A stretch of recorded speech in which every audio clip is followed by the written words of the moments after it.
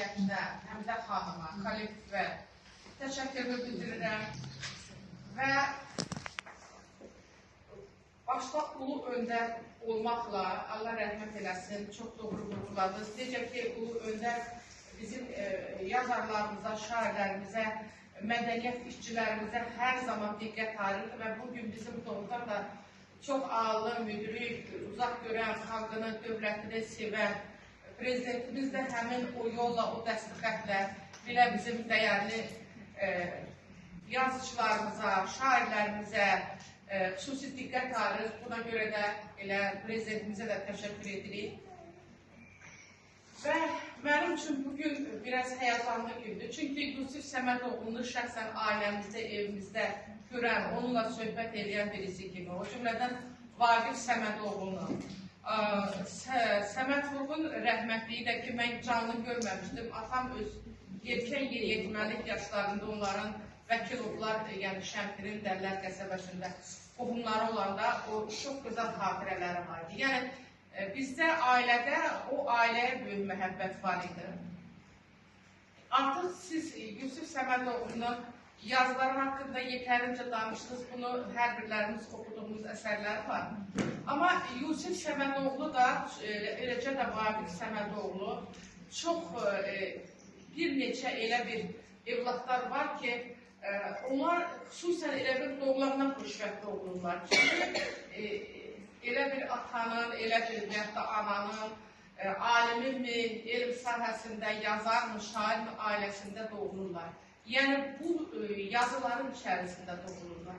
Yusif Səmədoğlu da bir növ o sahədən, o xoşbəxt evlatlardan biriydi və bunu öz həyatında da qoruyurdu. Düzdür, o nəsil yazıları yazdı. Yazıların haqqında demirəm, elə bayaq adını vurguladığınız tək onun qətl günü yetərincə bəs edir ki, həm də sübut edir ki, o gendən, ailədən gələn həmin o vətənpərvərliyi, milli qeyrəti, qorxmazlığı daşıyırdı, yaşadırdı.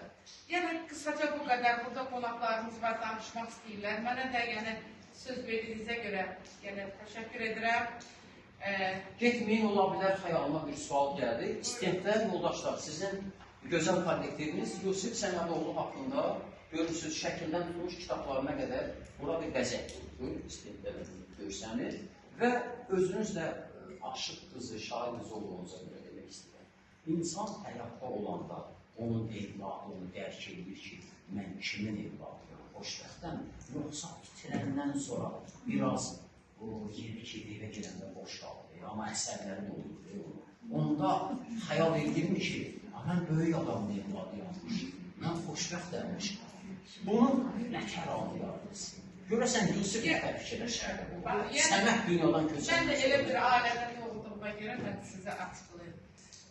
Yəni, mən uzun müddət şeirlərimi... Bu senaridə yoxdur, ümumiyyətlə sözdən söz şeirlərimi, yəni yazılarımı yazırdım, gizlədirdim, yəni ola bilsin ailədən də gizlədirdim. Və yaxud da ki, elə doğrudan da bırak yazdığınız olaraq təsir altındaydım. Bir də deyərlər ki, o cür yazanın qızı görünə yazır. Ancaq sonradan zaman, yəni elə bir məqam gəldi ki, yavaş-yavaş yazılarından, yəni gündəmə gətirə bildim. Amma sizin sualınıza cavab verim ki, bir gün bir yerdə mənə o sualı verdilər ki, əgər sizin atanız bu dəqiqə həyatda olsaydı, siz nəyə təklif edirsiniz ki, ona bildirməsiniz? Yəni, onda mən onu vurguladım ki, bəli, atam həyatda olanı heç zaman bilmədi, mən ondan gizlədirdim ki, mən də şeirlər yazıram. Ancaq, o ki, qaldı ki, başqa bir cəhətlərdən, bəli... Qadınlar daha çox gizlədir. Yaşad olduqca, illər keçdikcə və özüm başqalarının xatirələrindən, onun haqqında deyilən sözlərlə dərk edirsən ki, nə yaxşı ki, o qoyduğu tərbiyə ilə getmişəm. Çünki mən böyük bir insanın evladı olmuşam. Və o valideynin, elə valideynlərin həyatda olmayanda da, həyatda olanda danışdığı söhbətlər şəxsən insanın yollarına sanki bir çıraq olur, mən onu yaşayıram.